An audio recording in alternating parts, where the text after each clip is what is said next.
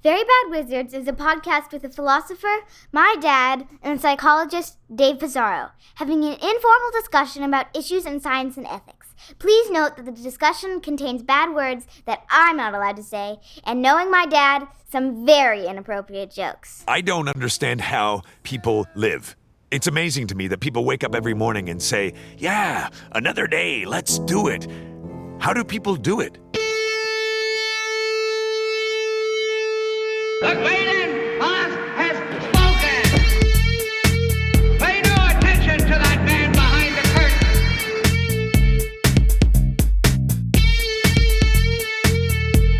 Who are you? Who are you? A very bad man. I'm a very good man. Good man. They think deep thoughts, and with no more brains than you have. Pay no attention to that man. Anybody can have a brain. You're a very bad man. I'm a very good man. Just a very bad wizard. Welcome to Very Bad Wizards. I'm Tamler Summers from the University of Houston. Dave, Whoopi Goldberg has been suspended for 2 weeks from ABC's The View for saying that the Holocaust was about race, wasn't about race. I'm not sure which one is supposed to be bad. Which one's the right? Yeah, which one's the good one? But assuming we can figure that out, do you think her suspension should have been longer? Yes, if only to give her more time to be a guest on the Picard Star Trek revamp that she's going to be a part of. So I feel like maybe it was just a long play to get like some leave, some shore time to be in what really matters. Just say something about the Holocaust. You're bound to get suspended for like 2 to 4 weeks. Yeah. Joy Behar is the only one who can say anything about the Holocaust.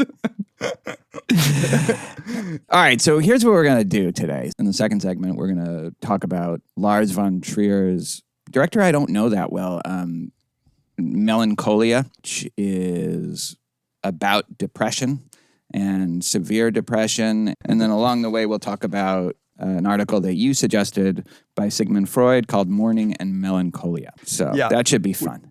That should be fun, which I suspect played a role in Lars von Trier's movie. But in the first segment, we're sort of clearing out of the opening segment box, trying to talk about a bunch of stuff that's come across our radar, PTI style. We have a list. It's like a to-do list. Yeah. We got to scratch them all off. Clear the Slack channel. PTI, for those who don't know, is pardon the interruption, something we mentioned like back in episode 6 or something that we were going to steal the conceit. And so I'm going to actually do a timer like they do. So you got the timer going? Timer starting. So Whoopi Goldberg, she says it wasn't about race, which Right. I received a lot of pushback from people like Jonathan Greenblatt of the Anti-Defamation League. Not my favorite organization. No, Whoopi Goldberg. The Holocaust was about the Nazi systematic annihilation of the Jewish people who they deemed to be an inferior race. They dehumanized them and used this racist propaganda to justify slaughtering 6 million Jews. Holocaust distortion is dangerous. I mean, she wasn't denying that they were targeting the Jewish The Jews. people. Yeah. Yeah. You can select on things without it being about race. And for instance, their targeting of disabled people or gay people. Gypsies. Right. Or no, we don't say that anymore, Tamler. Do we not? No. 2 weeks. Roma. Paul Bloom guest hosting next episode of Very Bad Wizards. Right. So it's not like she's denying the Holocaust. And she said, I think what she said right afterwards, this was about man's inhumanity against man. Mm-hmm. And I think part of what you were referring to in the opening question is that the question as to whether Jews are a race is one that seems to have a different answer depending on the sort of context in which the question is asked, right? But nobody's denying that most Jews are white people. And so if you're coming with the framework of that as race. Yeah, like skin color. But then there's also an old-timey version of race where like the Germans were a race for Hitler. And obviously that's not like the way we use race now. So you could have a reasonable discussion, I think, Yeah. and have reasonable positions on both sides. Certainly they used racial rhetoric when they were talking about the Jews and exterminating the Jews. But here, my issue with this is I don't believe anybody is truly offended by this. This is... Especially since her name is Goldberg. So she clearly has a love for the Jews. She made up a Jewish name. Well, the last thing that Jonathan Greenblatt got mad at her for was she had a charity cookbook containing a Jewish American princess fried chicken. So, I mean, these people are just professionals. You can have fried chicken, but you can't have a Jewish American. Right, exactly. The fried chicken is part of it is fine for like black people, but can't say jab.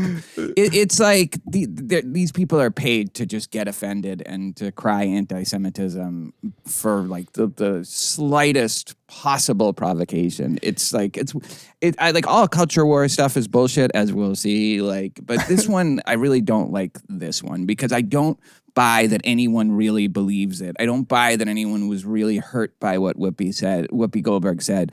Kim Godwin, president of ABC News, said, I've asked her to take time to reflect and learn about the impact of her comments. There's no fucking... The entire do for 2 weeks. The entire ABC news organization stands in solidarity with our Jewish colleagues, friends, families, and communities. It's just like it's all like such transparent bullshit. Like I can't even believe these people can live with themselves. Do I get last word? Yes. So I think there's one way in which there might be a complaint, but it's really, really reading into to what she's saying. And that might be that if what you took her to be saying is that the colorism associated with anti-black prejudice is like somehow worse or better or whatever she wants to claim. Like if that's what she was saying, then maybe. I guess, yes. Yeah. But like you really have to read it in the most uncharitable way possible. Absolutely. People aren't doing that because they truly, I mean, maybe there's a scattered few who are truly upset by it. But I it's hard for me to get in the head of that person as a Jew, as a person who lost family in the Holocaust. And I'm not going to question your lived experience. So if you say it, next segment, we're going to talk about what the term last word means. That's true. Let my people get the last word. We are silenced by... How can you be mad at Whoopi Goldberg? Seriously. Like of all of your wrath, what energy are you bringing to the world if what you care is that Whoopi Goldberg said something on The View that you didn't quite agree with? Exactly. What energy are you bringing to the world? It's such a good way of putting it. All right, let's turn to an even dumber controversy, if that's These possible. are a lot. Yeah, we got to get culture war stuff out of the way. The M&Ms characters, the Mars Corporation, decided to give them the characters, our beloved M&M characters, a modern makeover for a more dynamic, progressive world. Yeah, so this includes redesigning the characters so that some of them, like the one that was wearing go-go boots, now wearing sneakers. Yeah, the green M&M. Cool, laid-back sneakers to reflect her effortless confidence. The green M&M will also be better represented to reflect confidence and empowerment as a strong female and known for much more than her boots because obviously every time you think of the green M&M. Yeah, I'm like, it's just her boots. And now the brown M&Ms, her heels got shortened to a more professional heel height. Yeah. And the orange M&M... This is one of my favorites. Who has an anxious personality will, quote, embrace his true self, worries and all. But the orange M&M's shoelaces will now be tied to represent his cautious nature. According to Mars, the orange M&M is one of the most relatable characters with Gen Z, which is the most anxious generation. This is like that branding bullshit. Like they got paid like $1 million to come up with the documents about this. Oh, I'm sure, at least. Yeah, at least. Yeah, this is like that University of Oregon branding thing. Just like you can't even believe it's real.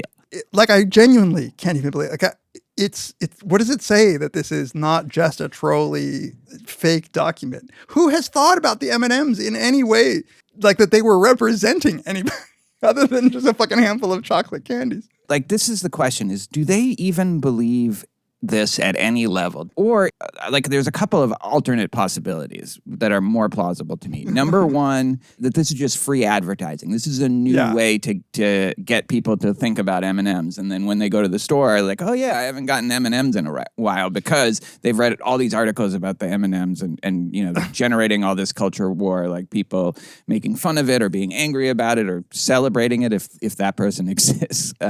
So maybe it's just a new way to get advertised. They must have read all that shit about outrage getting shared more. Here's the one that really perplexes me. Mars will also include imagery of M&Ms of all shapes and sizes, moving away from only one body size, and it will remove the prefixes from the characters' names in order to focus on their personalities rather than their gender. But they're all the same size. I'm like, what the fuck? Am I to be offended that my whatever, an ectomorphic body is not represented in the M&M lineup? My non-spherical body. That's right. Spheres get all the attention. The green M&M and the brown M&M will have a more friendly relationship, showcasing a force supporting women. They will be throwing shine, not shade, because they've been at odds. That is so cringy. It's one of the cringiest things I've ever read, perhaps until the next thing. Did you hear that, meanwhile, at the time that all this was going on, Mars Company was sued for child slavery? No, I did not. Yes, like Mars and Nestle. So that's the other thing. And, I like the real conspiratorial side of me thinks this is also maybe true about like the Whoopi Goldberg thing. Right when the Amnesty International comes out with this like damning report about Israel and comparing it with apartheid, like, that everybody's talking about Whoopi Goldberg, and then this, like the child slavery lawsuit, but now everyone's like worked up about. So like, I think the first explanation is more plausible. Yeah, I was gonna say, you think Whoopi took payola to like say some shit about Jews? The Jewish, it's a problematic analogy because Jews are not a corporation. I don't even think you have to. It's not even a conspiracy. I didn't know that. I put money on that. If they didn't redesign it for that reason, they released it at the time for that reason. Oh, the next one is, what do we have? Brainwaves. Oh, brainwaves. We could have devoted a whole opening segment to this, but it is so stupid. So this made all these headlines. Was this new PNAS, Proceedings for the National Academy of Sciences article presenting data on a randomized trial where they give poor mothers money. They just gift them money.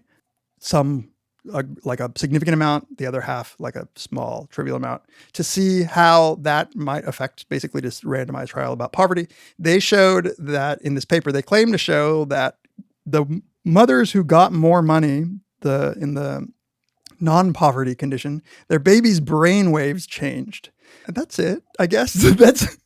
They didn't assess their cognitive functioning in any other way. They strapped them to EEGs. They ran a whole bunch of analyses, and they said, like, we have proof that this trial is working because there's like fewer theta waves in the baby's brains than delta and gamma and alpha waves. So there's a lot of problems just statistically with how they interpreted the results. There's also the sort of minor issue of like, why we should care about brainwaves, or what does that possibly correlate with or lead to, and why wouldn't you just measure that? If there's something better for the babies that happens if the parents have more money, then it seems like that's the thing we should care about rather than their brainwaves. I read the paper for this, and I'm annoyed because I actually read not all of there's like a longer version, but it's usually in the format where they give the intro, the main results, and the discussion. I read all that. They didn't even really bother to try to tie those brain waves. They like cite one thing that's just like bullshit and just leave it to us to assume that it must be the case that these brain waves are associated with good shit. Right, good. Like, it's ridiculous. There are so many problems with it. But the main problem is that it's not even a finding, as you say. They ran like 100 analyses, and they just reported the significant ones. That's not a finding. That's what we call hacking. Yeah, but I do think like it's a real problem that we are turning to these kinds of things. People were talking about this, like this is why we need to have like the child tax credit is because of a study like this. This is huge for that. It's such a bizarre, backwards, and like I think like indicative of like the sickness of how we view poverty. That this is the way that you would rhetorically try to convince people. Yeah, it's terrible, and it's just leveraging that, like what I thought that years of being on the air, you and I had disabused the public of thinking that this kind of data mattered. Apparently, we have not had that. We still have work to do. Alexander Lizani, one of our listeners, had a good tweet about this. He said, for centuries, policymakers have wondered how we could increase the gamma waves of poor babies. Thanks to EEG, we no longer have to rely on silly proxies such as the baby's overall health, their vocabulary development, subjective stress levels, etc. I think that says it pretty well. Yeah, it would be a more informative study if they had just like taken pictures of what kind of clothes they have. At least that's a meaningful, like they have better clothes after they got money. I think a real concern is how this got into such a prestigious journal. That's what like Stuart Ritchie had a tweet storm about this, basically ending with like, who is reviewing this? Like it's basically like an invited submission and it's just getting fast passed through because it's sexy. But it's not even sexy. Hey, don't knock invited submissions. That's like the only way we publish that. That's true. All right. Is this the last one? Well, Rogan is the next one. Yeah. We had another one with the Jedi, but maybe we'll save that. That one made me so mad that Rogan is a calm space for me right now. So this one, I'm confused a little bit by. Like, I don't totally get why people all of a sudden are worked up about Joe Rogan on Spotify. And, like, it's not clear to me exactly what he did that people, like, all of a sudden want to, like, either deplatform him or just, like, put up warnings or something. Yeah, so you could see this coming a mile away when Spotify paid him all that money to put him exclusively on Spotify. They're all of a sudden taking their responsibility for this. Not really, but in some way, right? Because if you're on Apple, if you're like us and you're on every platform, nobody has any responsibility for it. Right. Rogan, I'm not even mad at Rogan. Of course, I think that he has stupid people on, and in this case, people who are actively pushing, I think, wrong, like the bad information. I can't get behind the outrage. So whatever, 250 whatever people signed this thing saying like Joe Rogan is, the reason why Omicron is killing people or something, and putting pressure on Spotify. And to Spotify's credit, they're like, sorry, too bad. Like, but what exactly? Because he had these two so-called experts go on his show for 3 hours and push information that clearly was. But what? That's the thing. That alternative treatments work better than they do, that vaccines are not gonna problem at all, like that basically discouraging people from getting vaccinated. One of them claims to have been one of the key inventors behind the mRNA vaccine, and then says like, trust me, like I don't think you should be injecting this. Like it's dumb. Rogan had this video on Instagram where he said, and I completely believe him, I don't know, like I just have these people on. I do a 3-hour podcast. I don't prepare for this shit. Like, maybe I should have more people on who disagree, but like, I'll try to do better. But I didn't think I was going to get this influential. Like, he just said that. Yeah. He's like, I'm a dumbass, right? But I think people get that. Like, they're talking about him like he's the fucking Pied Piper.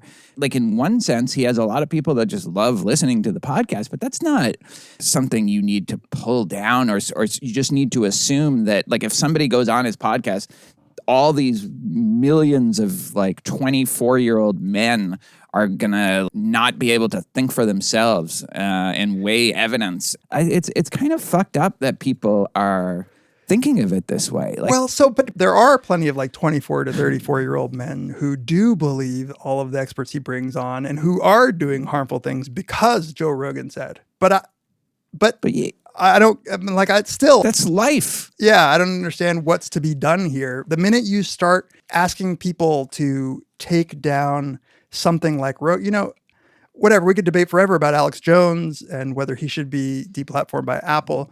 But Rogan isn't that. No, Like, you know, not even close. and so it's like, I don't know, they're but for the grace of, it's like people who complained about Stern back in the day. They wanted to get Stern off the radio because they didn't like that people were whatever. And it's, yeah. I'm not somebody who gets worried, obviously, about cancel culture, and obviously Rogan's not getting taken down, and he's probably just getting more free publicity. But this is the kind of stuff that makes me take it, the concerns about it a little more seriously. Yeah, once they came for Rogan, then Tamler changes too. No, it's like I've never listened to like a whole Rogan Evergreen. I've listened to plenty of Rogan. He can be a dumbass, but there's something about the guy that doesn't bother me. And there are people in my life who hate him, but he doesn't bother me. And I think he's inquisitive and he's, Yeah, that one honestly is just weird to me. Like, I don't fully get why. Like, he's always had people. I think that people don't like him because he reminds them of like these bro kind of guys that they hate. You know what I mean? Like these, like, actually guys. These. I mean, he does have a ton of idiot conspiracy loons on his show. It's not like he's bringing, but he does. The thing is, he brings everybody on his show. Yeah. Did you see the clips of Jordan Peterson on Rogan? I mean, I just saw his pictures of himself. Oh my Jordan God. Peterson. Just the first 2 minutes. That's all you need to watch. Like those two, like that's the thing is those two together, like they have the same ire directed at both of them. Like they remind people of the kind of person they hate, and they're so successful doing it. But Peterson, he is the person I hate. Like, he's not just the kind of person I hate. Like, he's really just gotten terrible. But he's crazy. Oh yeah, he's crazy. I mean, hate's a strong word. But he's not. It's not like family resemblance to crazy people. It's just actual crazy. Yeah. Rogan is like, Rogan at his best. I watch. Like, I like it. Yeah. I didn't know you were a big. I'm not a big bro. Dude, whenever I watch it, Nikki gets so frustrated at seeing me watch it. Yeah, I will say this. I respect Neil Young and Joni Mitchell for actually putting their money where their mouth is and saying, well, Rogan's on Spotify. I don't like it, so I'm going to pull my music. To me, that's a much better response than signing a letter and sending it publicly saying, like, we think you should put a warning label. And bitching about it. Yeah. He knew that Spotify wasn't going to be like, oh shit, Neil Young. I'm surprised. Like a lot of these old rockers are like anti-vaxxers, Van Morrison, total anti-vaxxer, Eric Clapton. Eric Clapton. He's got a very problematic. Like, seriously, you're going after Whoopi Goldberg, and Eric Clapton has just been having a career for the last. Some of the shit that he said, like in the 70s and 80s, it's like you can't even believe it. No, I know. I mean, people don't really know that about him. Somehow he's managed to escape this, just openly racist, anti-immigrant. Like we should get out of England. Get out of England. Eric Clapton's greatest hits guy. All right. We're gonna have to save the Jedi for some other time. Yeah. All right. We'll be right back to talk about Melancholia.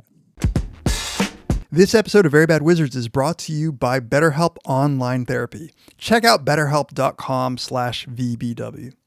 Tamler, I was talking to a mutual friend of ours who shall remain unnamed, and he was telling me about his therapy sessions. And one of the things that he valued was just getting an objective point of view, just from a third-party perspective, somebody who is able to reason. You were telling me you were in a situation where you might have a third-party point of view might help you out. Yeah, exactly.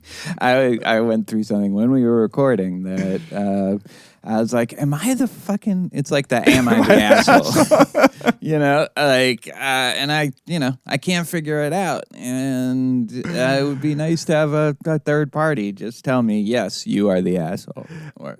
no, they're the fucking asshole. BetterHelp, you might want to check it out. BetterHelp is customized online therapy. It offers video, phone, and live chat sessions with your therapist. You don't have to do video. You don't have to see anyone on camera if you don't want to. It's more affordable than in-person therapy, and you can be up and running talking to a licensed professional therapist in under 48 hours. So if you want to unload some of those stressors in your life, get some unbiased feedback about whether you're the asshole or not, try BetterHelp, and you just might be surprised at what you might gain from it. It's not like you're committed to it forever. Right. But it really might help you in ways that you have no idea that it could help. That's right. So give it a try and see if it's for you. Once again, this podcast is sponsored by BetterHelp, and Very Bad Wizards listeners get 10% off their first month at betterhelp.com/VBW. Again, that's BetterHelp.com/VBW. Our thanks to BetterHelp for sponsoring this episode of Very Bad Wizards.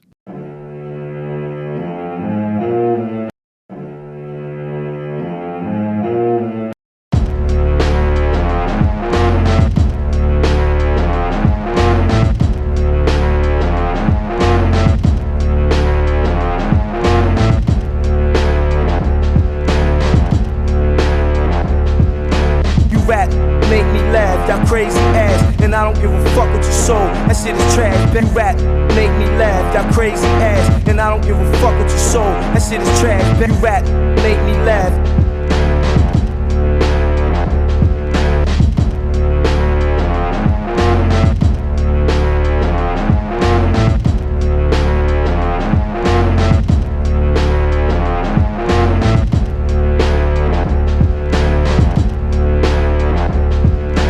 Welcome back to Very Bad Wizards. This is the time where we like to take a moment and thank all the people for interacting with us in all the different ways that you do.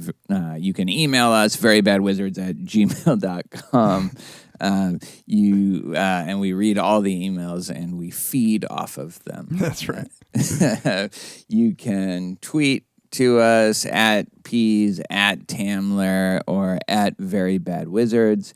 You can follow us on Instagram, like us on Facebook. You can join the subreddit, the Very Bad Wizards subreddit, the lively subreddit, where we sometimes pop on there ourselves. I've been doing that a little less lately, but it seems like there's some interesting stuff going on there.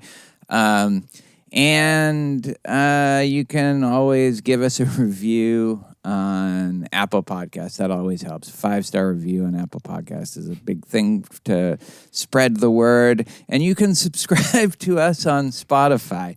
Speaking of Spotify, we recorded that opening segment on Rogan back when the controversy was still regarding his stuff on COVID for the most part. Right. So long ago. 3 news cycles ago, like 3 days ago. Now,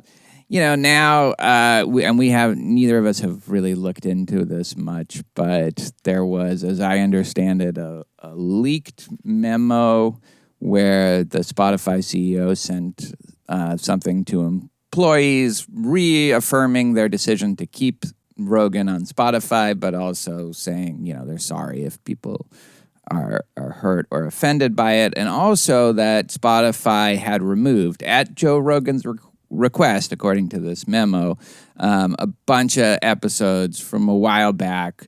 And people knew about these episodes before, where he had used the N-word in various contexts, which I don't know, and the joke and jokes. And a couple other, referring to a black neighborhood as it's like Planet of the Apes down there, just kind of ugly stuff like that. But in context, I have no idea. In any case, Rogan kind of apologized for that too, kind of not. But they took those down. I don't know. I'd just take a second and say, does that change your view about, based on what we said in our very brief and also uninformed discussion about him? Not for me, and weirdly, maybe I'm just too much of an optimist about this. I believe that Rogan, put it this way, I believe that Rogan really did feel like he had egg on his face with his use or mention of the N-word before. I believe that they were probably all in the context that people used to mention the N-word in conversation, risky conversation. And I agree with his decision to take him down. And I think that he was embarrassed by them, and he probably should have taken him down a long time ago. I don't think that Spotify ever considered censoring him or censuring him because of those things. It was the COVID stuff, really. And I agree. I think it's dangerous to start taking shit down. Yeah, I do too.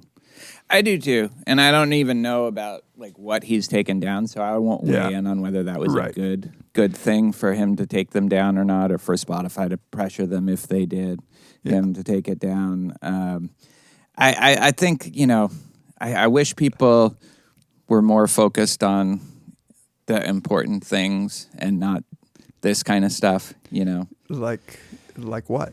Like actually addressing like structural issues. And like you said, I don't know, Joe Rogan might be a racist. I don't know.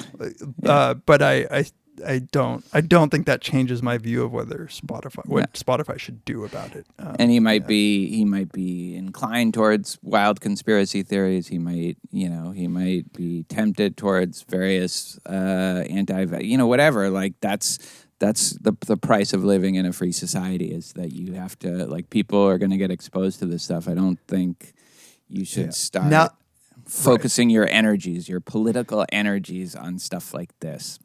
Yeah. Now the question is I think our listeners might ask is, are we being inconsistent at all in our defense of Rogan and I don't think we've ever advocated for takedowns. No. Right. So I don't think so. So, and really our position has been more that free speech isn't as much a threat in academia as people think it is. It's not under threat. Yeah. Yeah. Right. Yeah. Yeah. No, totally. I mean, and I think when it has been, we have stood up for it in most cases when, it was appropriate to stand up for it, at least as we see it. And really, the biggest free speech story is that University of Florida story, really. Like, do you know this story? Of the professors not being allowed to testify? Yeah. That's like a blatant violation. Yes.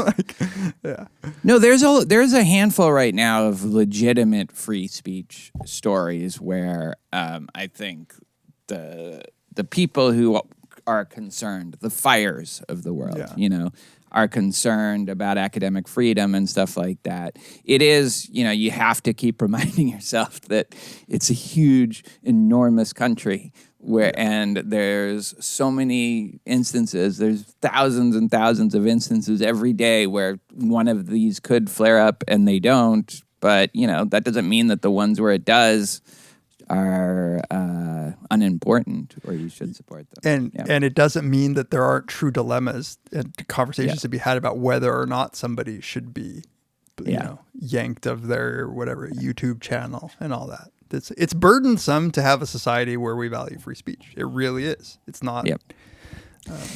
And it's unfortunate, I think, that some people really do focus more on this stuff because it seems more doable. Like, oh my God, look, we got Rogan to take down all these episodes from like 7 years ago that nobody was listening to anyway. That's a victory for social justice, but it's really not. It's just not. Like, at least in my view, that's not how this changes. No, and that's why I respect, India Ari is a singer-songwriter who's black, she posted this supercut of Rogan using the N-word. And she pulled her music from Spotify. And again, if what you're trying to do is tell a company that you don't like what they're doing, pulling your music and being the one to put your money where your mouth is the way to do it. Like, I have nothing but respect for artists who say, I don't like Spotify. I just want to make sure that there's that's their decision. Right. Exactly. Yeah, totally agree. And all right, well then, I thought when you were going to say what our listeners might be wondering is how they can support us. That was really what they've been waiting for with bated breath. Like, when are they going to get to the tears? When are they going to get to how we can give them money? Yes, if you want to support free speech in a more tangible way, you can support us. There are a number of ways of supporting us. You can go to our support page on verybadwizards.com and see all the ways. You can give us a one-time donation on PayPal or a recurring donation. We really appreciate those. You can buy some swag. You can get some t-shirts, some mugs, some hoodies. It's all there on the support page. Actually, those are on the merch pages. And you can become one of our beloved Patreon subscribers. And we have a number of tiers. At $1 and up, you get ad-free episodes. Every episode, no ads. You get my beats, of which, by the way, I think I'm ready for another beat compilation soon. Yeah. And $2 and up, you get that and all our bonus segments, including now our Ask Us Anything segments that we started as a video segment for the $10 and up subscribers. But what we're doing is after a month, we're going to release the audio for everybody at the $2 and up tiers. So not the videos, but the audio. Not the videos. Nobody wants to see us anyway. Exactly. At $5 and up, you get to be one of the people who votes on an episode topic. Oh, do we have a winner? We do. Oh, this is announce it. All right. Let me, unless something has changed. Unless something's changed. Oh, no. So it was really, I don't know, somewhere between a 2 and 4 topic race.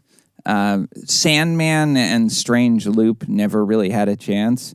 Common consent argument for the existence of nature spirits did much better than I thought it would. I didn't even put it on the Twitter poll that or maybe I did. I don't remember. I think that one was one, but but really it was. And then Active Killing also had a few that came in fourth.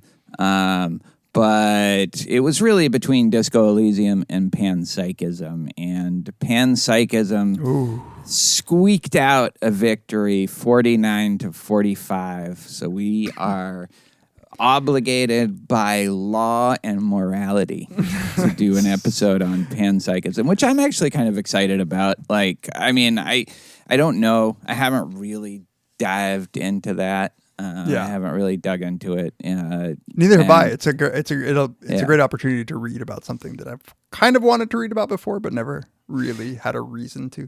And I want to talk to I'll try to contact Galen Strawson and ask him, what he recommends.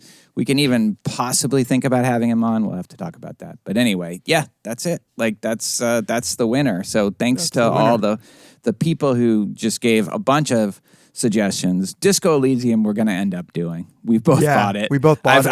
I've started it. Although I started it already too. So we'll definitely do that. I'm sure I'd like to do the common consent argument. That seems pretty interesting to me. So I'll try to convince you of that. And the Active Killing is something that I've always wanted to do. Yeah. So as well as the Sandman. We're gonna cull from these lists for a while. So and thanks to everybody for their suggestions. Yeah, absolutely. Okay, and if you're $5 and up, you also get Tamler's lectures on Plato Symposium. And maybe a couple others. And maybe a couple others coming. And my intro psych lectures that will be up for another 6 months. We'll add one every month. And finally, at the $10 and up, you get the aforementioned video version of the Ask Us Anything, where you get to ask us a question. And I have to say, so far, we have answered every single question that has been asked of us. So, yes. And I found myself looking forward to those. I do too. Yeah. In fact, I got to post right after we finish recording. I'm going to post the next call for questions. Oh, good. Awesome. Yeah. So thank you to everybody for all your support. We really, really appreciate it. Also tell a friend. Tell a friend. Yeah.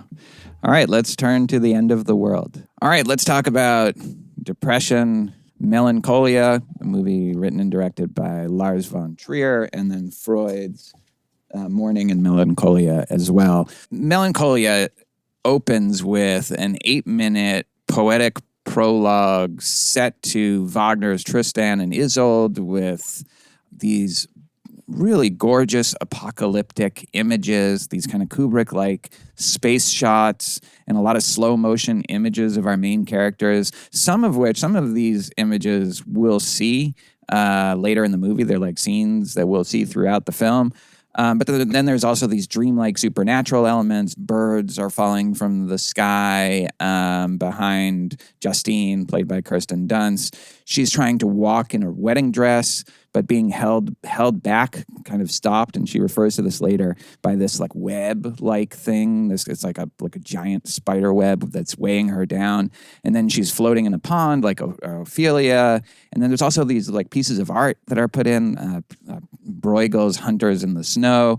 The prologue culminates with the Earth's destruction after it collides with this other planet. So then after that, the movie divides into two parts. The first part, Justine, is the story of Justine, played by the just absolutely remarkable Kirsten Dunst.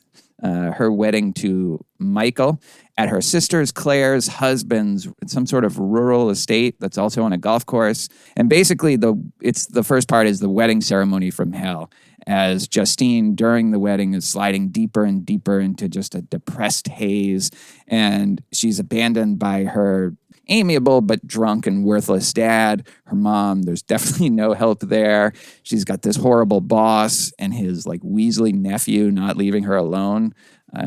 I have something to say about the nephew, but I'll save that.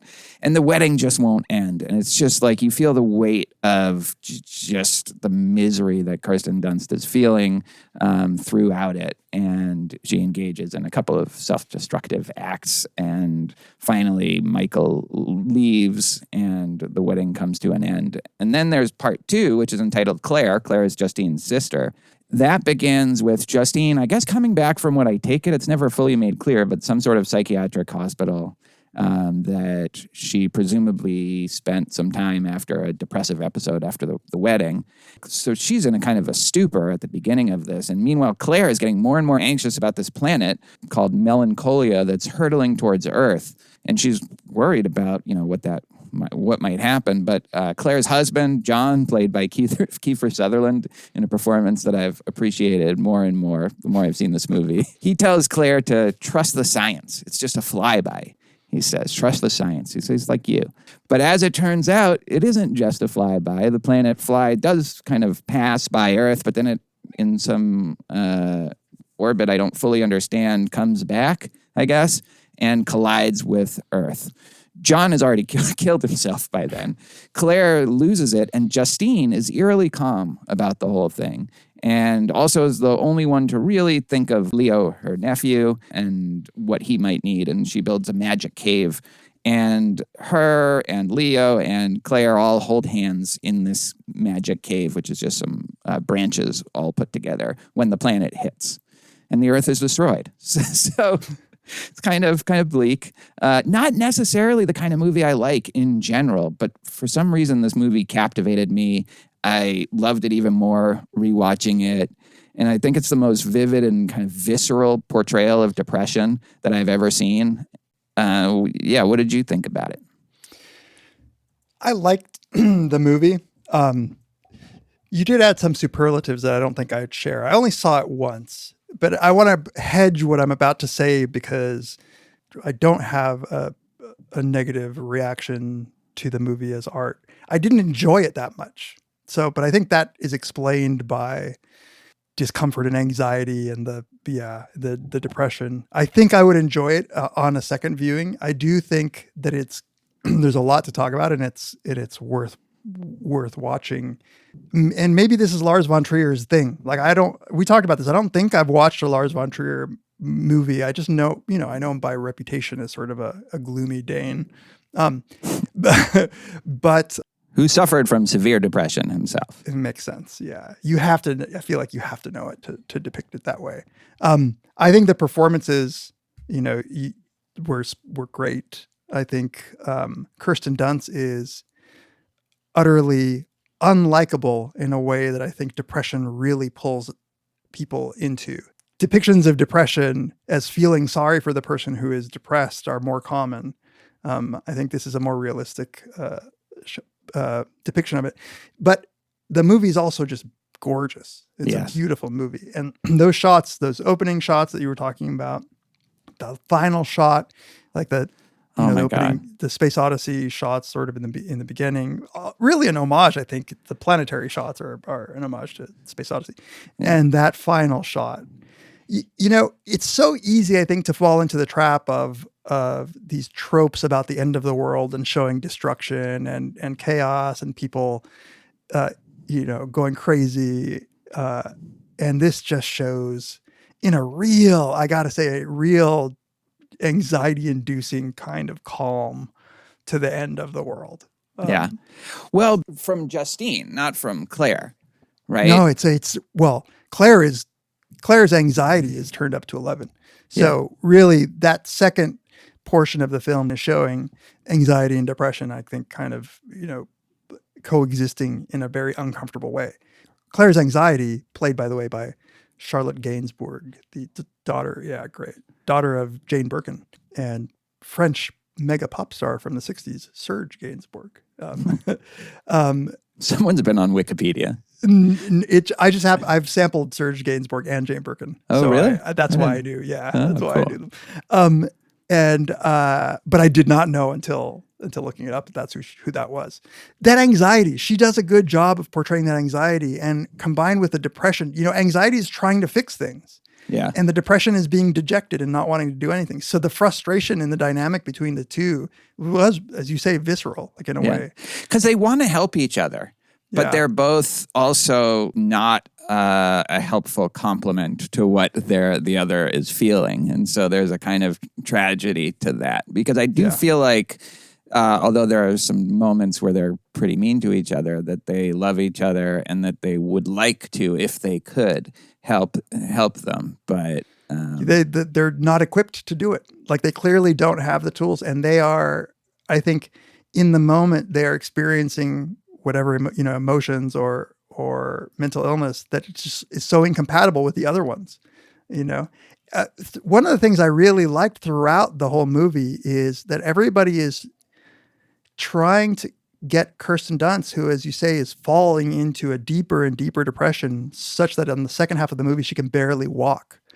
For the first part of the second half, yeah. For the first part of the second half, she's like, looks like she's physically disabled, but she's really just in such a severe depression that they're having to like manually assist her to move around.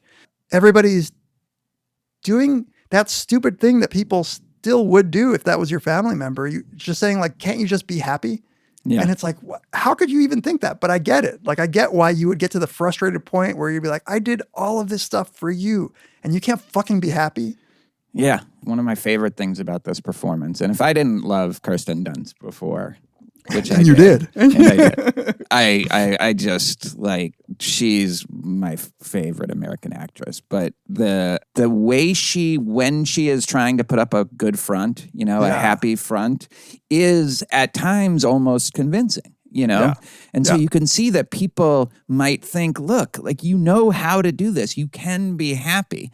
But you see, like, how strained it gets. Like, when she's in the wedding and she's listening to her, like, doofus husband make a toast, or listening to her parents, and they're very funny, like, just completely inappropriate speeches. And then the boss trying to get a tagline out of her. Like, you can see the strain in it, and yet she is kind of convincing as someone who, like, has the potential to be happy, it seems like. So you could see why they might think, can't you just take that extra step and actually be happy? Yeah, right.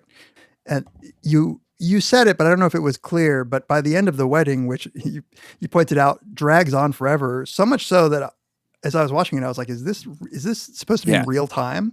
Right. It really feels like it's gone on forever. The Kirsten Dunst's character Justine is being a insufferable bride. She's clearly not taking into account anybody's feelings. She shows, she's 2 hours late, doesn't apologize to anybody. That's kind of not her fault, though, I don't think. Well, not apologizing is her fault. It's the sort of thing that if you walked in and if you had your guests waiting for 2 hours, you would explain it. She's not even trying. Yeah. and then she'll just disappear from the ceremony. Like when it was time to cut the cake, she's just completely disappeared. She fucks Tim. We gotta. Yeah, I want to get to that because I Yeah, think that might be the single luckiest thing that has ever happened to a human being in human history. But let's go through it a little bit. Yeah. I think I might read her behavior differently a little bit than you do. I do feel like you're a little tainted by your love for Kirsten Dunst because I think she was very much being depicted as somebody who is completely inconsiderate of everybody else around her. But of course, because she's depressed, but nonetheless. Well, yeah, okay. Well, let's go through it a little bit, and then we'll see where I agree. Obviously, she's inconsiderate at times. Like she leaves everybody waiting to cut the cake while she has a bath. Yes, we'll just wander off in a golf cart for no reason. It seems like right in the middle of dinner. It's clear though that she didn't really want this wedding. It's a very strange dynamic between the two of them. Like it's almost like they've just met. And we get no background, none. All we know is that his friend is also her boss. But that's pretty much all we know about how they got together, how long they've been together, anything like that. But the way they're interacting is like they're getting to know each other. Right. It's like he is so eager. He's trying to get her to be in love with him in a way that seems like they haven't ever really even had sex with each other. Yeah, so they come in after there's this weird scene where they're in this like just impossibly long limo, like the stretch limo going up this to the limo driver is worried that they're gonna like wreck the car, and they each take times. And she seems like at this point she's laughing. She thinks like she seems inconsiderate, like kind of a rich. Like just a rich, I don't care about other like poor people kind of way. So then, like you said, they wander in. Maybe she says like, sorry, and her sister is very angry because her husband, Kiefer Sutherland, has spent a lot of money to put up this reception. And and clearly they're filthy rich. I mean, it's a gorgeous location. Where is that, do you think? I was going to ask you. I'm looking it up right now. Sweden, yeah. Yeah. Now, I wonder where it's supposed to be. Is it supposed to be in England at like a lake district or? It's unclear. I assumed that it was supposed to be in the United States in some way. So they go in, there's this bean bottles. It's all these like beans that are in a bottle that guests are supposed to guess how many, and there's like a prize. This turns out to be like Chekhov's beans in a bottle. It will come back later in the movie. But Kirsten Dunst just walks right by it, and the husband makes kind of a joke about how many there are. He says like 6,000,005. Then there's like the dinner and people making toasts. Her mother, Justine's mother, played by Charlotte Rampling, one of the worst possible toasts you could make at a wedding. What a load of crap. For those who don't know who I am, I'm Claire and Justine's mother. Yes. I wasn't at the church. I don't believe in marriage. Claire, who I've always taken for a sensible girl, you arranged a spectacular party. Till death do us part, and forever and ever, Justin and Michael. I just have one thing to say. Enjoy it while it lasts. I myself hate marriages. Gabby, please. Especially when they involve some of my closest family members. What is your reason for the coming? Terrible. Why did they even let her say anything? Yeah. Well, they didn't ask her. Like, it was during the father's speech. Yeah. Played by John Hurt. Yeah, John Hurt character, just with the two Bettys that he loves. And then as this is going on, it's a little awkward, but weddings are awkward, and there are always these uncomfortable moments during speeches. There's a moment where he captures so well that cringiness that comes from some weddings where you're like, no one cares about you. Like it's just so fundamentally narcissistic sometimes, So Claire kind of notices that Justine is losing it during this, and she just like that she's slipping away. Yeah. And she asks her, just says, can you please, you promised, hold it together. And this is one of those very unhelpful things. Yeah, exactly. So, can you just try harder? And meanwhile, Justine's like going out to the golf course and pissing on in her wedding dress, doing the little crouch. Yeah, doing the little crouch. Yeah, the husband. The husband is kind of interesting because he's just such a nothing, and I think this movie is from her perspective, in a lot of ways, and so we're not getting realistic portrayals necessarily of how Right. these people are, but at the same time, there's so many elements that feel real and that you can relate to. Yeah, that's a good juxtaposition. This is none of this could ever happen the way that it happens. But nonetheless, there's this feeling that this is a real thing. Yeah, he is, Michael, the husband, is so forgettable that when I was watching it, Nikki asked a couple times, wait, is that the same guy? Because he disappears into this. Yeah, you don't get the sense that he has a rich mental life. He's played by Alexander Skarsgård, who often plays like the really unapproachably hot Scandinavian guy. But in this, he's like a buck teeth, just kind of, he's not exactly a loser, but he's just nothing. He's vacant, kind of. Yeah. And he's Stellan Skarsgård's son, which I did not know until I watched this film. Yeah. The boss, Justine's boss, who is, I feel like he is such a good, dislikable guy. He's a villain in this movie. He's like the one true villain in the movie. Such a douche. Yeah. The dad, he's getting drunk and not insulting the staff, but just playing games with the staff and trying to hook up with these two Bettys. But also clearly loves his daughter, and she clearly kind of needs him to step up for her, and he doesn't. Yeah. When you were saying about how long it is, there's this scene where she's putting the nephew to bed, and then she kind of falls asleep on the bed, and and Claire's like, "You got to come down. What are you doing?" And she says, "I'm so tired. I'm so tired."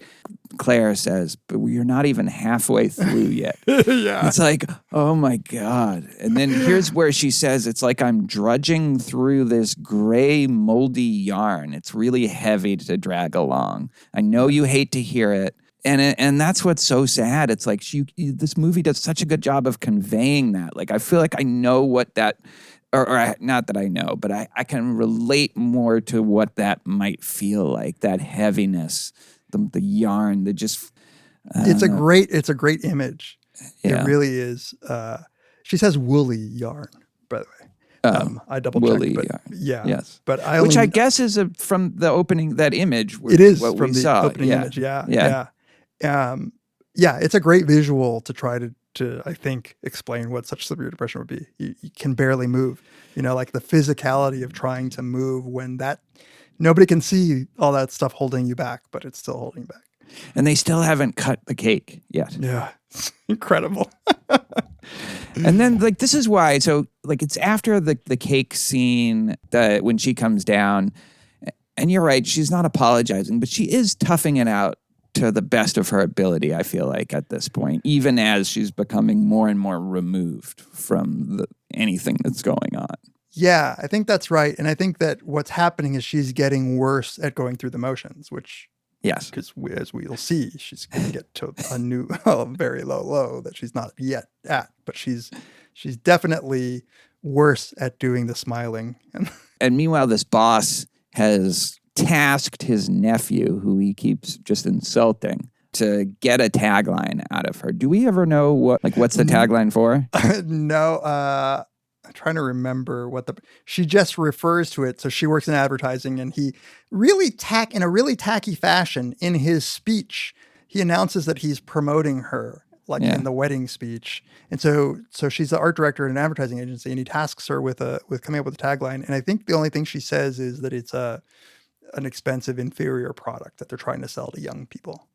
A substandard product. That's right. Yeah. So now she has this slithering, creepy nephew following her. Then the husband gives her this picture of a plot of land that he bought, to make her happy. Yeah. How did you read? Like my initial reaction, I don't know if it's the right one because we don't know the backstory. Like you say, it's very weird to even imagine that there's a backstory there. But he shows her this picture and he's like, keep the picture with you always so that you can look at it and always be happy.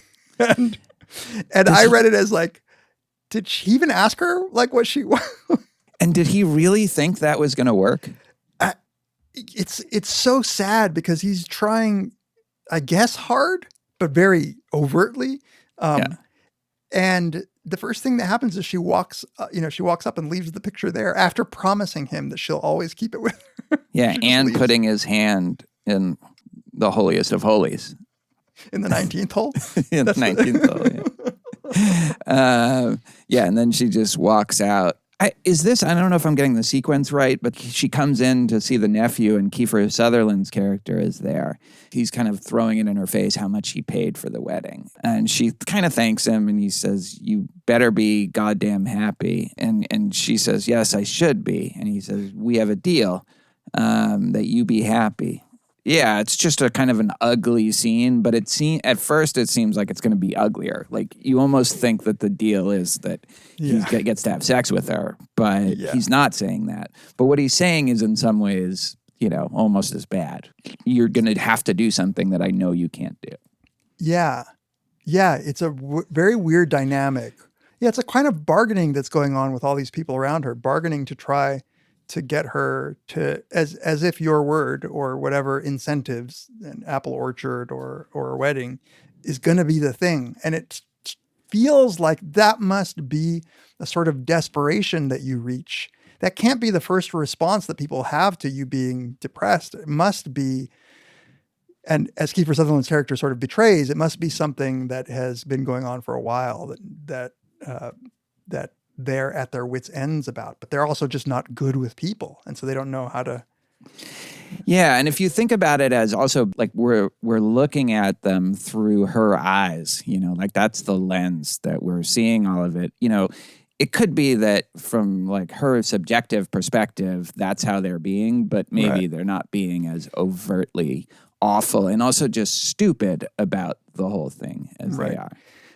There is this, I'm sure I've mentioned this multiple times, but there's a study that always stuck with me that was looking at relatives of schizophrenic patients and getting their moral judgments for their behavior. And one of the findings was that the family members seem good at discounting blame for what they call positive symptoms like hallucinations and delusions. Mm-hmm. They were very bad at discounting blame for the negative symptoms, which is depression and flat affect. It's as if we have this natural reaction that I can fix that. Like if you're sad, then like let me help, right? Because if you're seeing shit, well then what the fuck am I going to do? But like you're sad, come on, like. Yeah, I've been sad. It's like, because that's how it is. It's like that I know I've been sad. I've even felt heavy. Don't you have days where you just feel heavy and just you're in a total funk? But I got out of it. Right. So I think that's the big disconnect. Yeah. But I've never seen I've never hallucinated. Like I've never had these other elements of psychosis, but we've all had elements, aspects of the depression. And that, that gets to the Freud article a little bit, which is Freud's article, Mourning and Melancholia, starts with this comparison between the two. He says, look, it seems as if the symptoms of both mourning after you lose somebody who you love and of depression seems like they're kind of the same. But like one of them, we don't call pathology and we get over it. We just expect that people are going to go through that. What's going on with this other one? Why does it look so much like the kind of sadness that you would be in when you really lost somebody that you loved? And that's, I think you're saying we're doing. We're trying, I know it's what sadness is and I know what got me out of it. And I've certainly been, I don't think had major depression, but in retrospect, I'm like, I was probably depressed after I split up from my marriage and I wasn't doing well. And you do feel heavier.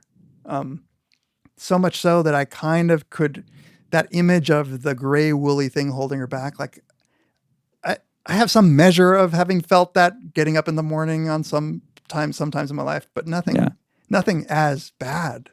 It seems incredible that you wouldn't be able to just Walk. Like, why can't she just walk, Tamler? Right. It's her wedding. Why can't she just drag her ass downstairs and get through the night? And if there's something, like significant to deal with, do it in the next day. You know? And that's what's so sad is that that's the expectation, and she can't. Like, she just really can't. And I do think she's trying. Yeah, she's broken in a deep way. Another part what I feel is going on is the dynamic of the kinds of families that don't deal head on with anything like mental illness. These seem like the kinds of upper class European rich folks that would find it unseemly for the bride to be depressed. It's a funny thing in terms of like what's the country that they're in. Even. Yeah, it's just a bourgeois 1% kind of more than 1% kind of life, but it could be anywhere. And even the accents, the fact that Claire and Justine. Claire has a British accent and Justine has an American accent. Not totally clear why that would be, but not at all. And then you get the Skarsgård father who has, what is he, Swedish? Right. And the nephew is just a normal. So there's this great scene where they all go outside to put up balloons, and I think is this where she notices that some of the constellations aren't looking like they should be looking. Yeah, maybe. This is another big, big, weird thing about everything that's going on. Presumably, the whole conceit of the movie is that Earth is under the threat from this, like a literal planet from some other system has come hurtling towards Earth, and that there wouldn't be more concern. So that's what I wanted to ask you, because I was reading a couple of reviews, and in Roger Ebert's review, he thinks that everybody knows that this is happening, but I didn't think that. I took it as people really not knowing or having been misinformed about what's going on. So the weird thing is, even if it was 2011, even then you would have a ton of news coverage, but purposefully, this is an island of they're cut off from the world. It really does seem that they're cut off. They're isolated in some weird way. I didn't read it that way, especially since the second part of the movie comes, it clearly takes place a couple months at least afterwards. So they're at this thing where they put out these balloons and now these very are all pretty, gorgeous, gorgeous shots, but they have in the way Von Trier shoots it, like this just dread is just dripping from all these images, beautiful and romantic as they are. It's just this sense of like a sickness that's pervasive, which is really, I felt it. Well, and imagine the challenge of a filmmaker trying to show you beautiful scenes and give you at the same time that emotional heaviness, right? He's done this through the performance of Kirsten Dunst. He's made it so that we're not even feeling the beauty in what are objectively beautiful shots if they just showed them to us, right? Yeah, exactly. He's managing to make us feel like someone would feel in the face of all this beauty. Yeah. And she talks to her mother. Her mother's just a mean old bitch. Like so mean. Just terrible. She's like, I can hardly walk. And her mom says, well, you can wobble the hell out of here. It's like, who hurt her? I assumed that her mother must just be, also depressed. Yeah. So then she takes a big swig of Henny at the wedding. It's so like disjointed. Also, how like she'll be gone and then she's suddenly back on the dance floor, and there's the way it's edited. It really is just sort of dreamy. In the sense, all of a sudden she's back there taking swigs of Henny with the husband. And then it's this weird thing where it seems like the wedding's got to be over because they're going up to have sex now. And as one does. Yeah, as one does on the wedding night.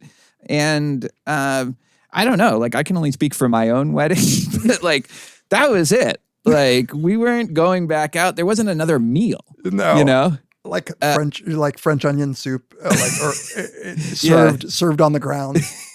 But which I guess I thought this was clear indication that this was kind of dreamy, subjective, and all that. But I guess is a tradition in some places to do I didn't that. know that either.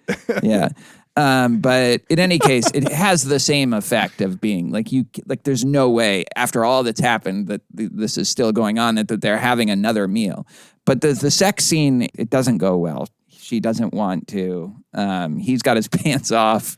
She asks to zip up her dress. He's in his skivvies. He's in his little skivvies and clearly thirsty as fuck, and he starts getting, it was uncomfortable. Like he was starting to get a little rapey there. Does he know? I think he knew maybe all along, but he gives this like haunting look at that point. Like, oh shit, this is over.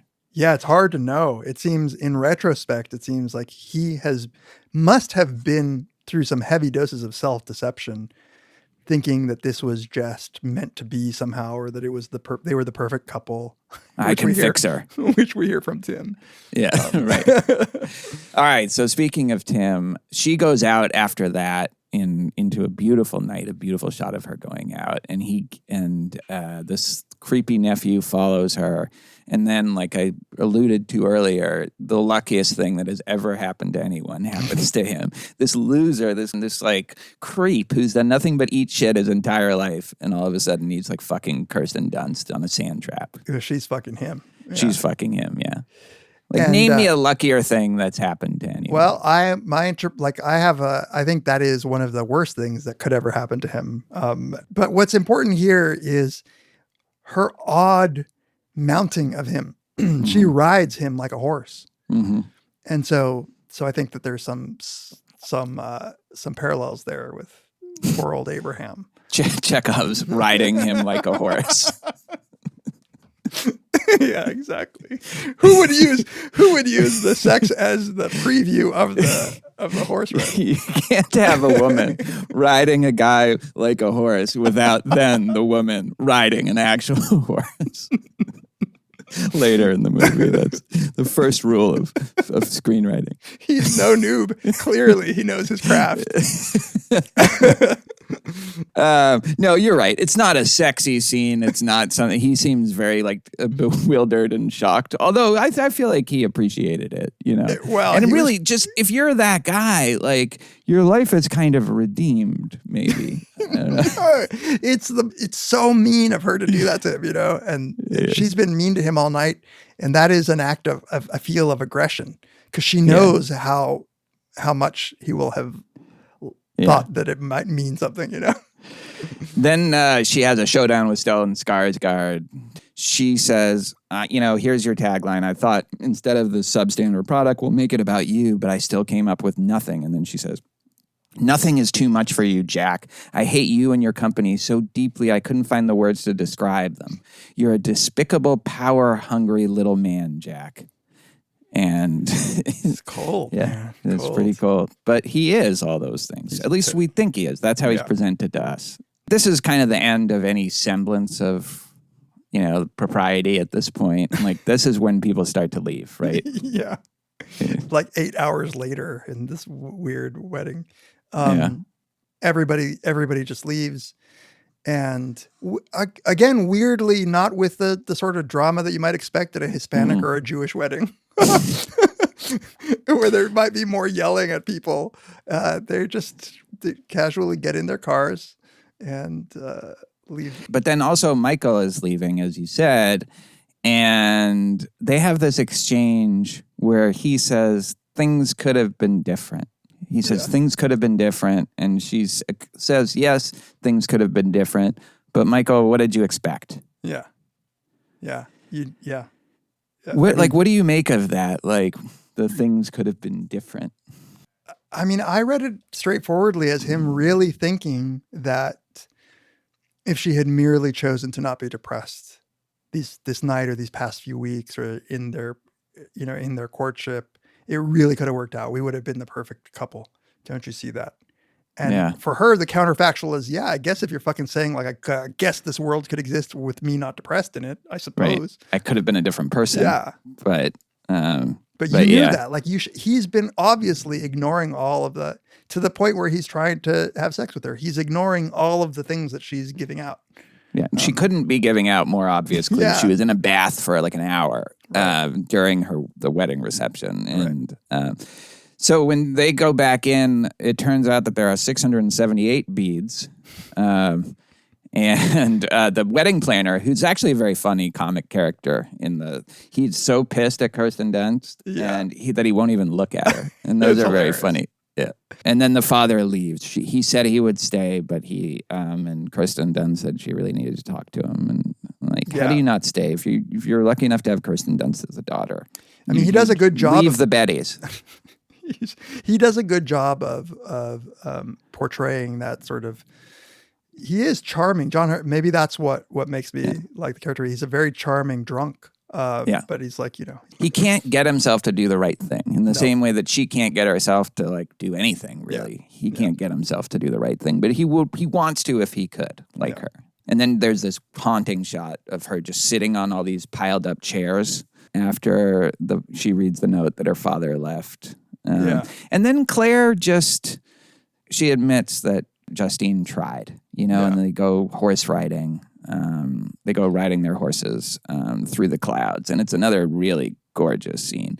And here is also where she notes that there's a star missing from Scorpio. Yeah, and we know two things. One, she has she has her favorite horse in the stable named Abraham that she really loves. We're supposed to think that she really loves. But the other thing I didn't mention in my being cruel to Kirsten Dunst was that the one exception to her being so mean to everybody is to Leo. She really seems to love her nephew, and she's really good with him. At least as good as she can be to anybody. And he's also kind of a nothing. Yeah.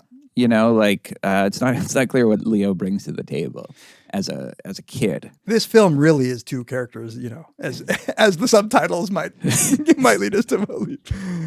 Yeah. All right. Well, part two. One of the things I thought was really interesting, first of all, just the portrayal of just a real nadir of depression, where you're just not a functional human being, is, I think, very effective and hard to watch.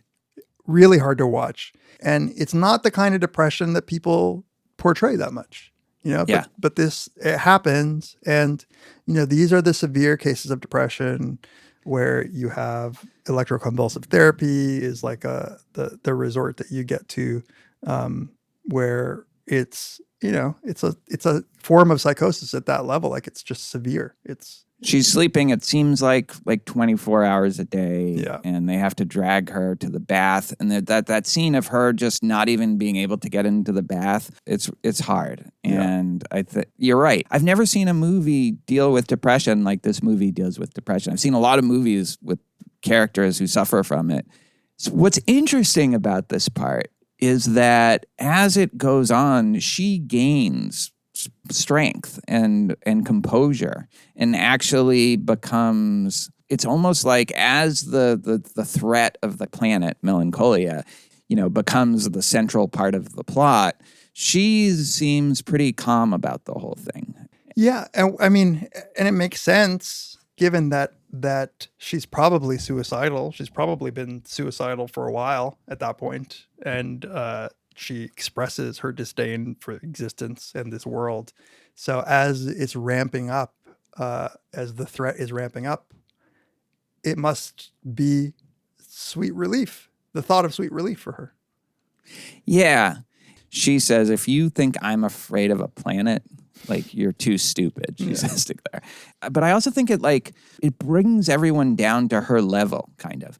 She's already feeling this, like you said. She's already feeling this just dread, this existential dread at the deepest level.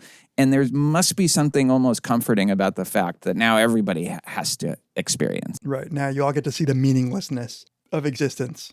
The meaninglessness and, the hopelessness of existence. I remember talking to somebody about COVID and how they were going through it. And they said, and it was really sad, and I don't think the person is actually that depressed, but she said, I don't mind it. Before, everybody was going out and going to bars and listening to music, and I wasn't. And now I'm still not doing it, but neither is anybody else, Right. And that's sort of how, what's happening here, Yeah, it's the Vonnegut story where everybody gets weights put on them to... Right. And not that's oversimplifying it, but it really is kind of, as Claire gets more and more worked up, it's because she has stuff to lose. Yeah. She thinks life is worth living, and there's a kind of freedom for Justine that she doesn't. Yeah. And she really hasn't for a while, it seems like. Yeah, and I really do think that even though this movie and von Trier has this trilogy of movies about depression, that the anxiety that we see in Claire, I think, is also a good depiction of somebody who is, even in the wedding, seeing her sister dealing with people in the way that she is. She's racked with anxiety about everything. She is so much so that Kiefer Sutherland, the husband, is clearly handling her. He's clearly gaslighting her, keeping her away from seeing anything that might ramp her anxiety up. And then he takes the coward ass. That's the most cowardly thing I've ever seen, like portrayed on film. Yeah. So here's a question: like, what's the it doesn't seem like our technological world in some ways. Like they're using some fucked up search engine. Well, they want to Google. Yeah, it's weird because it's an old timey kind of guy that Kiefer Sutherland is playing, where he's in a 3-piece suit making notations of the planetary movements. So you get this sense that it is out of time. She obviously has access to the internet because it's not supposed to be out of time. But even then, when she types in what must be a very deliberate choice, she types in keywords, melancholia, death, and she only gets like one hit explaining the trajectory of the planet. Is this like supposed to be, is it just as simple as this is the 90s or something like that? Or no, I think that he's pulling us out of time. I think it's just that sense of isolation. And, even there's something almost a direct appeal to like the late 1800s kind of gentlemanly, let me check my pocket. She even the she amateur scientist, like the astronomer. Even the way that the little kid fashions that makeshift device to track the path of the planet, how close it's getting, it's almost steampunky. It's pulling us out, and I think it's just giving the isolation. It's making it even clearer. They're disconnected from the technology that obviously exists in the world. Although clearly people can leave because people come back, right? With supplies and stuff like that. Abraham can't leave. It seems like certainly Claire and Justine in the second part don't seem to be able to leave the property. So there's a bunch of just scenes. We don't have to go through them, but the scene with the horse, if you want me to not like Kirsten Dunst, like this is one where Abraham, who's already shown in the beginning that he doesn't want to go across the bridge that would leave the property. Yeah. She tries to get him to go and he won't. And she just keeps whipping him. I know. It made me want to look up to make sure that the horse hadn't been injured, especially since she declares that that this is her horse and that they have a special bond, and then she's her mistress. She's her mistress. Yeah. Yeah. There you go. That imagery. She's just violating that bond that they have, if that's true. Okay. So here's where the allusion I was making to poor Tim getting ridden like a horse. And it's a sadistic act. In the article, Mourning and Melancholia, Freud is trying to, in his terms, explain what might be going on with depression, melancholia. And he's talking about how there is, in all relationships, there's a fundamental ambivalence that we have with other people, even people who we are really, really connected to. When they die, part of what makes us sad is that we think that somehow, this is all unconscious, this is not obviously something, we think that somehow our thoughts might have had something to do with why they died, that our negativity, our hatred of the people and that ambivalence might have caused their death. And he tries to say that depression is essentially the object in normal relationships, being the other person, has turned inward, and now the object is the self. And so the unconscious bond that you're making with your own self is also racked with ambivalence. And so you both want to devour yourself and you want to be with yourself. So he likens it to a form of narcissism, but you also hate yourself. Right. And he thinks that the depression is that hatred part really feeding on itself, that deep, deep hatred of your own self. And he speaks of the sadism of that comes from this wanting to harm your own self, sadism, because normally it would be directed at somebody else.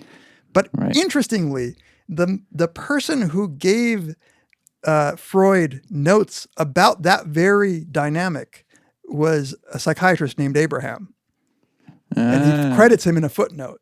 So I really think that there is a very Freudian thing going on in von Trier's analysis of depression. That's interesting. So how would that translate into the film besides Abraham? Yeah, I think that he is showing the sadism that might be present in a very depressed person. And the energy that she has to harm other people is more than the energy she has for anything else. That's true. Yeah. You know? She, like, a light goes into her eyes. She becomes alive when she feels that kind of cruelty, that little cruelty streak, like when she's telling off her boss or when she's telling Claire, like, fuck you, I'm not drinking wine and listening to Beethoven as the planet hits. Like, she just looks all of a sudden like she's been infused with life. Exactly. And the energy with which she's beating poor Abraham is sad, but it's the most physically active that we see her, except for when she's riding Tim, which I think, again, was a sadistic act because she knows how pitiful he is. She knows that this is his desire aside, is a mean thing to do. May we all experience such sadism.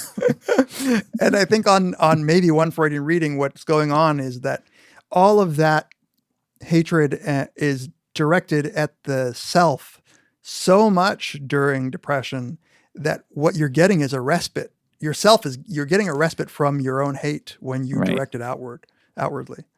Yeah. It's one, like, this was an interesting line from the piece. If one listens patiently to a melancholic's many and various self-accusations, one cannot in the end avoid the impression that often the most violent of them are hardly at all applicable to the patient himself, but with insignificant modifications, they do fit someone else, someone whom the patient loves or has loved or should love. Every time one examines the facts, this conjecture is confirmed.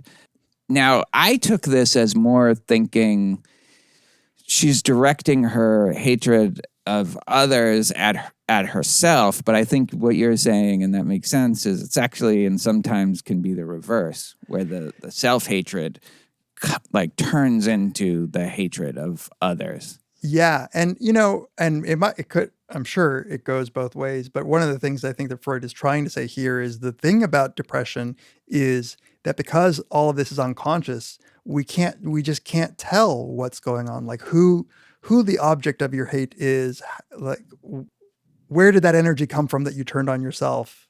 There is just no clear. He says in Melancholia, in Mourning, it's in your preconscious. In other words, you can pull it up. You can know what you're sad about. You can know, but the depressed person just doesn't know themselves what they're sad about. Yeah, right. And that's what's so hard about it. If they don't even know, how are the people around them supposed to know? Yeah.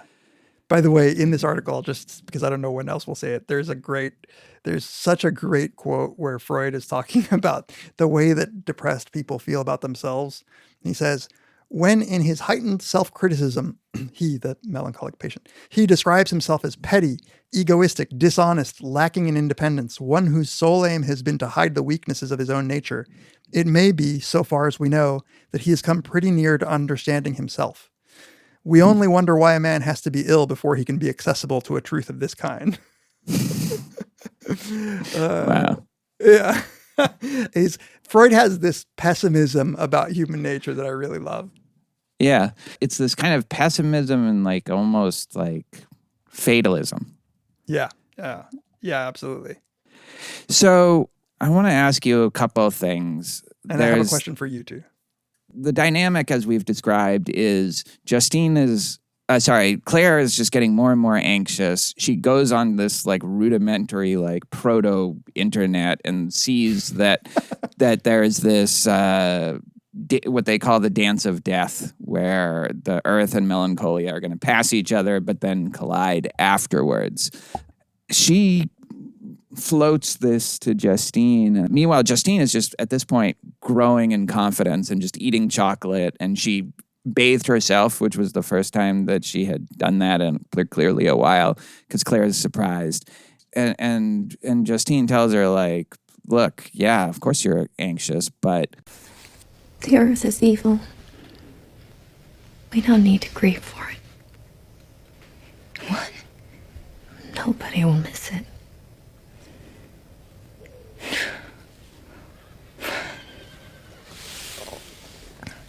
But where would Leo grow up?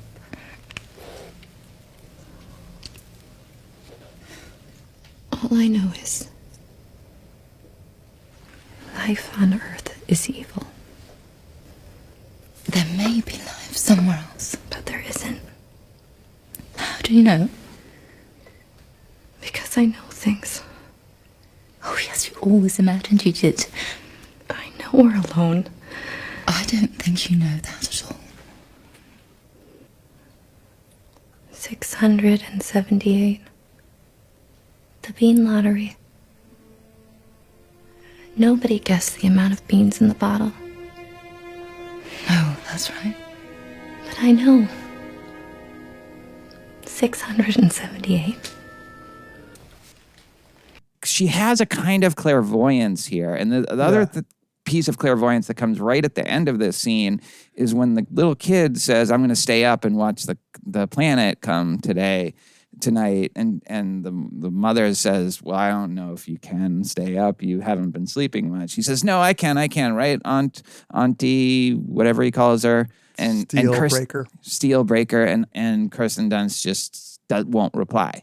And she knows he's not going to stay up, which he doesn't. Oh yeah, I didn't catch that. Yeah, he's just never awake for it. It's another very weird thing. Until the very end. Until the very end, but he sleeps through, even when they're trying to wake him, he sleeps through the really cool thing where the planet is passing them by. And even when it's shaking and there's a noise, clearly, yeah. Just completely out. What do you make of this seeming clairvoyance or this I know things? That's interesting because obviously the bean thing I had thought of, but not with the boy thing. This may be a loose connection, but that phrase that I just read from the Freud paper, where he says what came to be known as this hypothesis of depressive realism, that depressed people actually are accurate about themselves more than other people. It seems as if what he's saying is something similar, that she, in this depression, what she's gaining is a clarity about life that comes from the depression. And the problem is that nobody else has it, right? All the rest of us are deluding ourselves. And so she's diagnosed the sickness of the earth, it seems like. Yeah. Exactly. Yeah. And the bean thing is just a kind of a cool way to let us know she's not the one who's sick. She's not the sick one. We're all unwell. Well, see, that's what's so interesting about this movie. And I remember maybe even reacting to this more the first time, but Kirsten Dunst is deeply depressed, but everybody around her, there's something wrong with everybody around her. There's something wrong with Kiefer Sutherland. There's something wrong with her parents, obviously. There's something wrong with her boss. Everyone is kind of awful, right? And if you had to live with those people, it seems like the apt response is to be deeply depressed and hopeless. And similarly, Claire, with her anxiety about the planet, which the husband treats as, no, you're just crazy. You've been listening to Rogan, you can't you can't listen to him. It turns out to be absolutely appropriate and apt. So there's this idea where these people who are anxious and depressed, they're the ones who are right, and we're the ones that are wrong. Yeah. It's the kind of thing that a depressed person would write. Yeah. you get what the perspective. And the whole time, it wasn't really until you said this at the beginning where you're talking about it all being from her perspective the entire narration, really, the entire narrative really does seem like all of these people are crazy. They're treating her like she's crazy, but no, Right. like at the end, it seems like she's been redeemed. All of those people in her circle are fucked up, but they're all fucked up in the normal way. Right. You know, they're all normal kind of bad. Yeah. And they can't deal of all the people to be criticized. They can't deal with Kirsten Dunst not participating in the charade of the charade. Exactly. The charade. Look at you. I don't know why that came out. The most pretentious thing that you've ever done. But no, that's right. Exactly. They're all kind of sick and crazy but in the way that is conventionally appropriate, the way that is socially acceptable, you know? Yeah. Absolutely. And that's why there is a kind of clairvoyance. There is a kind of clarity, like you said, that like the depression is giving her access to. And it's like, I don't know, like, of course you could say, well, von Trier, you know, who suffers from depression himself, would love to think that, you know? Yeah. But, you know, there's something about this movie that seems pretty timely in that you don't totally know at this point, like, who's crazy and who's not. Yeah, who's crazy, who's not, who's wronging the world, right or wrong, like, who's just kind of, you know, what the right attitude to have to life is, you know? Yeah, that's right. That what we need is the epistemic certainty of somebody who can clairvoyantly determine how many beans were in a jar. Because at least then we would know. At least von Trier is giving us a clue that she knew all along. But the person who is the most cocksure, the Kiefer Sutherland, or at least we think he is, gets so mad at Claire for having bought the suicide pills. And then just... Yeah, and then he just So does he take? So he takes them. It seems like also maybe gives them to the horses to calm them down because they're all worked up about the, you know, they also sense that the impending doom. So, I don't know. I don't know. Because at first I was worried that he had given them to the horses and that he was killing the horses. Yeah. But then I wasn't sure if they were just calm because of his presence.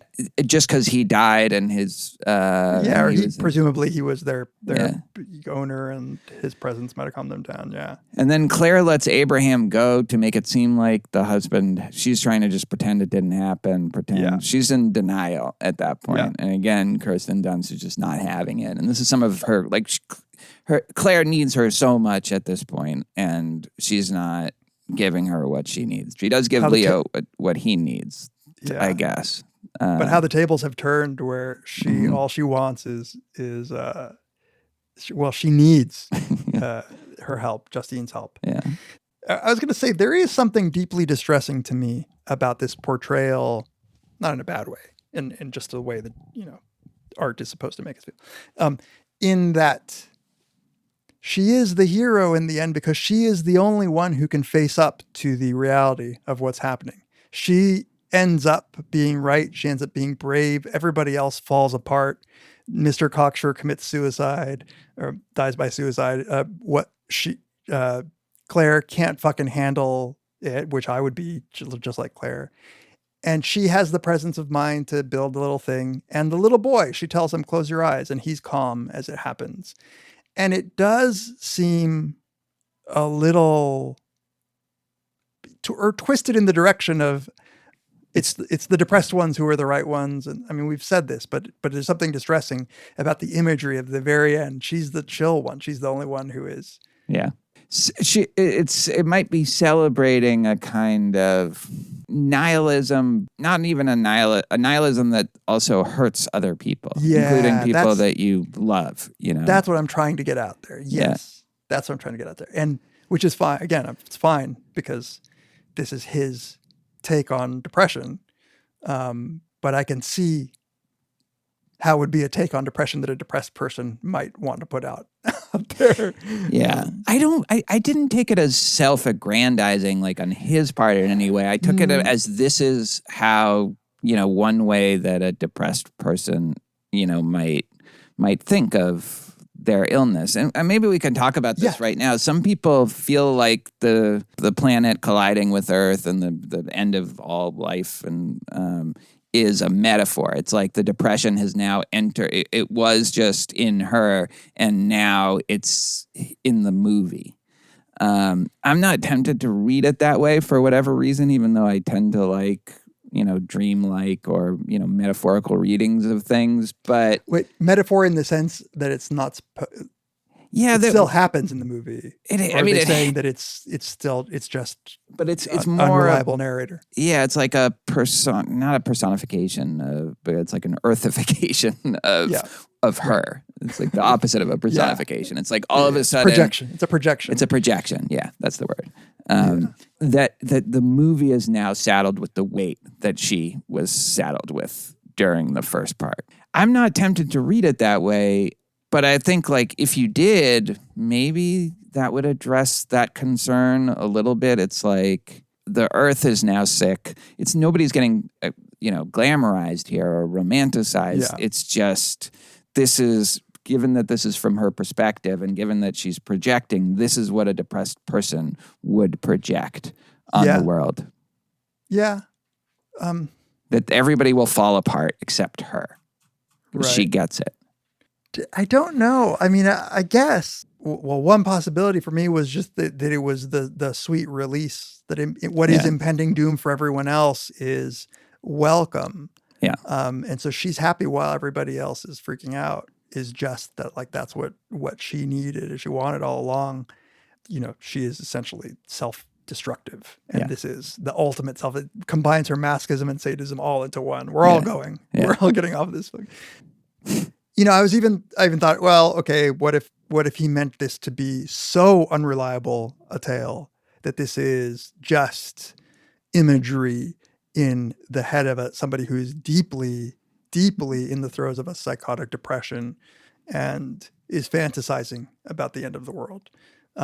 Which again, and we've had this discussion before, which would be fine. Like, I don't think there's a right answer there. Like, it's not like a helpful way of understanding the movie for me, though. Right. It's not like that. It was right. It's like, did the top spin in Inception? Did it stop spinning? No, it's not like that. It's not like a puzzle that can be solved, but no.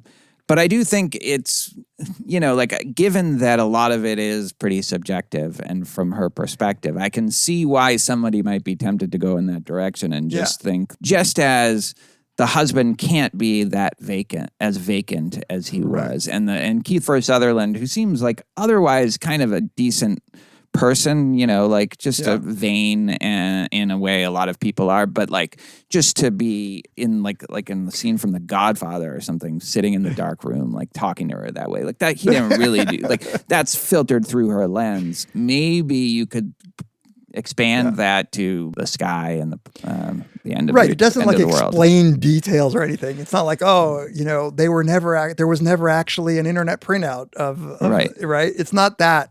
It is, though, satisfying emotionally for me to view this all as a very dark place that one mind went. Yeah. Right. And whether that's a very dark place that the mind went, who then wrote this film about the end of the world, or whether the person wrote this film depicting the very dark place that character's mind goes to be fantasizing about the destruction of the world, Yeah, either way, it's like, it doesn't seem like it's adding anything to say that it's all in the character.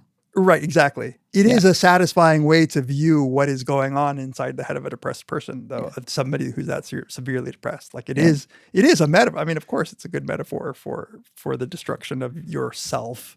Which is a Freud thing, that this is an ego that's turning on itself, which And in that article, he does talk about this narcissistic tendency, which I thought was interesting. Again, I'm not endorsing. I say this without endorsement, but it is an interesting idea that there is some form of narcissism that is causing you to make yourself the object of your hatred and love at the same time.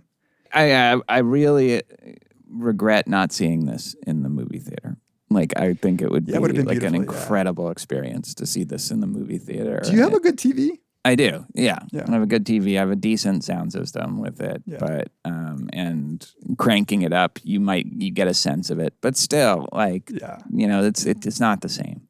I've been so enjoying going to the movies lately. Like, I've been appreciating it more since I had to stop being just, like, I don't know, enveloped by the movie, and also just that the movie can't pause. It's like focus. You're just there, and that's all you're doing. And if you go to the bathroom, you can, but the movie's going on. The movie's going on. You're not checking your phone. You're not, like, the movie's still going on. So I think this one, as much as I loved it, and I really loved it the second time through, like, audio, visually, and also the sound is just something like it would be great to experience in the movie theater. It's incredibly visually stunning.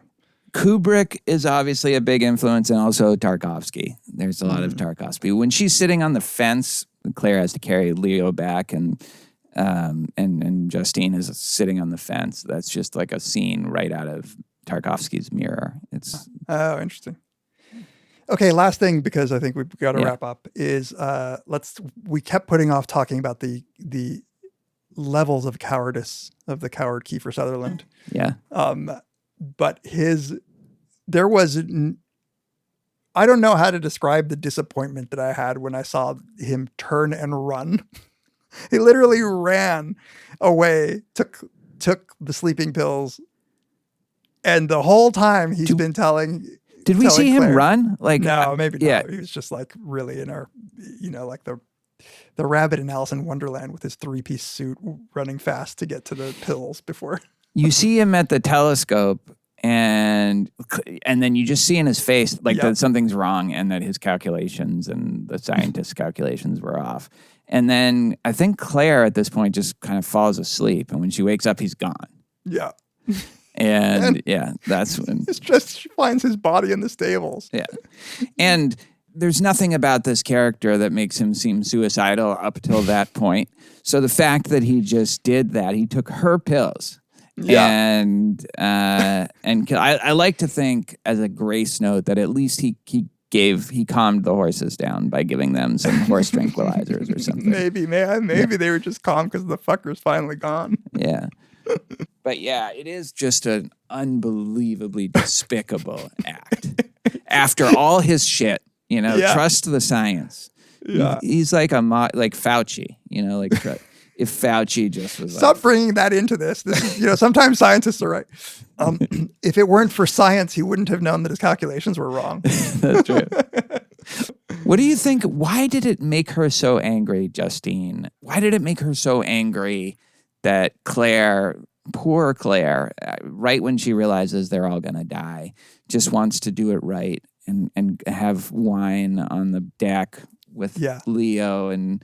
she pretty much begs her, just like as the world ends, can we have a glass of wine on the porch? Kirsten Dunst just looks at her with such hatred and like says, "You know what I think of your plan? It's a piece of shit." So mean.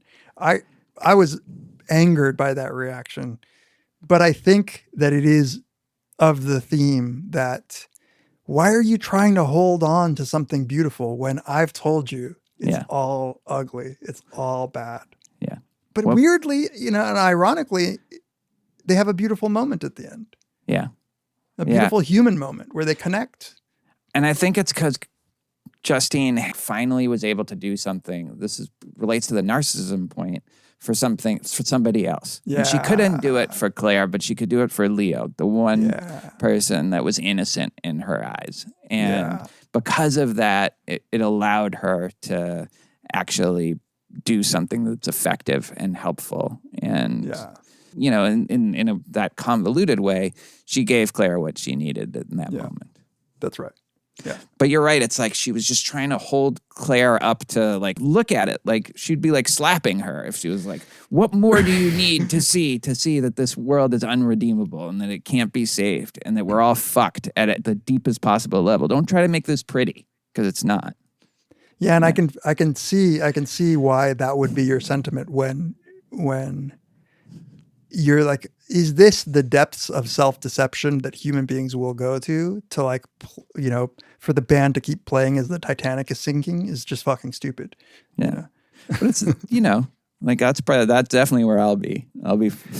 That's why I liked that it's nonetheless ended with them not alone. It still ended with them, like you say, coming together maybe for Leo, or their two pathologies meeting halfway, or crossing each other's paths like the planets did, and like they have this moment where, It's an optimistic ending, actually. It's the most optimistic ending for the destruction of the entire planet. You could pause.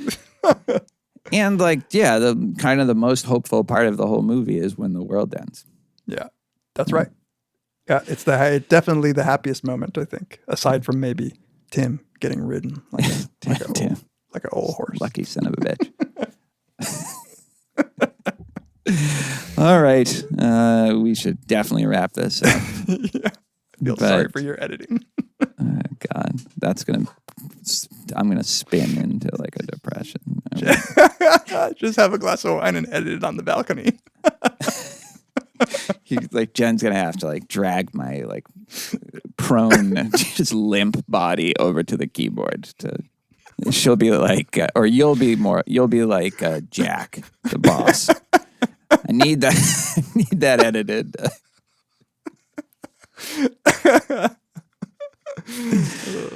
All right. Join us next time on Very Bad Wizard. The Cleveland boss has spoken. Pay no attention to that man behind the curtain.